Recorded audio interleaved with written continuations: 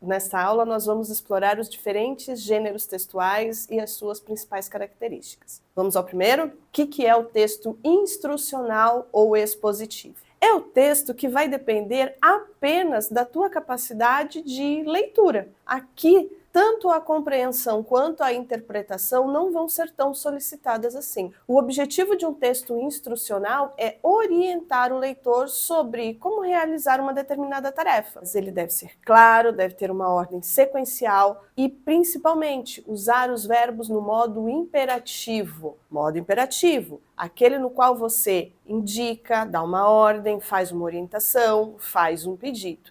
Onde é que eu encontro esse tipo de texto, prof? Os manuais de usuário, as receitas culinárias, as bulas de remédio. Todo esse tipo de texto vai ser escrito dessa forma. Ele precisa ser claro, ter uma ordem de sequência e ali você vai encontrar os verbos no modo imperativo.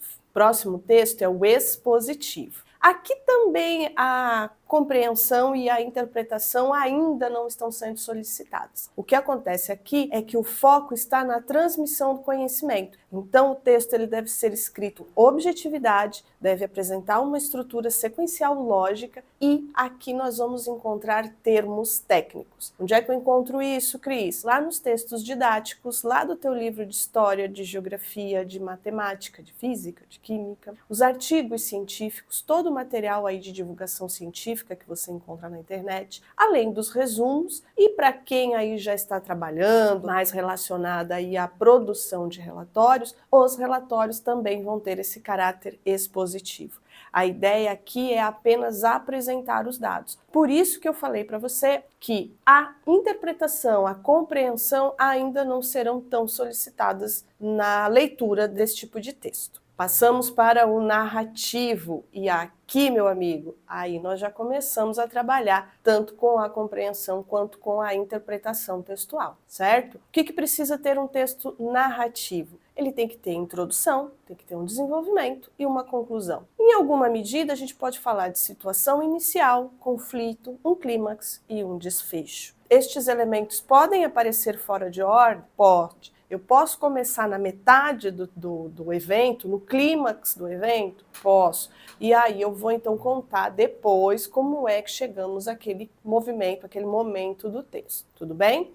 Precisamos ter obrigatoriamente um narrador. Quem é que está contando essa história? É um narrador em primeira pessoa? É um narrador que participa da cena? Ou ele é um narrador que apenas observa esta cena? É alguém que olha a situação toda e nos conta o que já aconteceu. Eu tenho que ter personagens, afinal de contas nós estamos falando de uma ação, então nós também vamos ter um enredo, vamos ter cenário, um ambiente, e ela vai se passar, essa narrativa vai se passar em um determinado tempo cronológico. A construção dos personagens, a construção de enredo e o desenvolvimento da trama são as características fundamentais para que uma narrativa tenha sucesso, consiga ser apresentada para o seu receptor e seja compreendida. Quais são os principais exemplos de narrativa? Os romances, os contos, a novela, a crônica, a biografia, a autobiografia, livros de memórias, as piadas e até mesmo aquela fofoquinha que a gente faz ali no corredor da escola. Se eu não tiver todos os elementos narrativos, o receptor não vai conseguir entender a mensagem final. Próximo texto é o argumentativo. E aqui, meus amigos, a interpretação vai ser fundamental para que você possa ter total acesso às informações que estão expostas ali.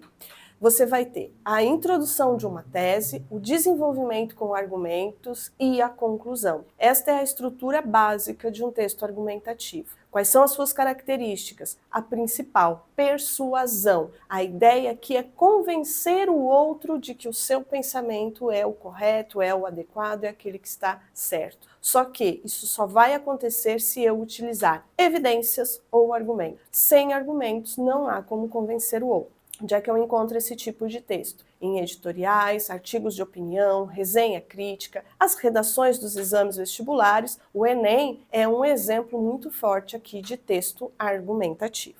Temos também o texto dramático. E aqui a gente precisa fazer uma pausa para pensar um pouco sobre esta palavra, né? O que é o drama? O drama é botar todas as tuas emoções para fora, é mostrar as tuas emoções para o outro. O melhor espaço para apresentar as tuas emoções é o teatro, é o palco. Então, o texto dramático, em tese, o texto dramático, em essência, são as peças teatrais. Então, eu preciso ter os atos, as cenas, as divisões de falas e as ações de cada um dos personagens. Normalmente não há a figura do narrador aqui, tá? E por fim, o texto poético. E aqui nós voltamos lá na função da linguagem, né? Lá na função poética. Qual que é o desejo da função poética? Qual que é o objetivo da função poética? O objetivo aqui é trabalhar com o código, com a linguagem. Então nós vamos utilizar métrica, rima, figuras de linguagem. O texto poético ele vai estar dividido em versos, em estrofes, eu vou ter um ritmo, e o poema, então, é o principal exemplo do texto poético. Nas próximas aulas, nós vamos explorar cada um desses textos. Tchau!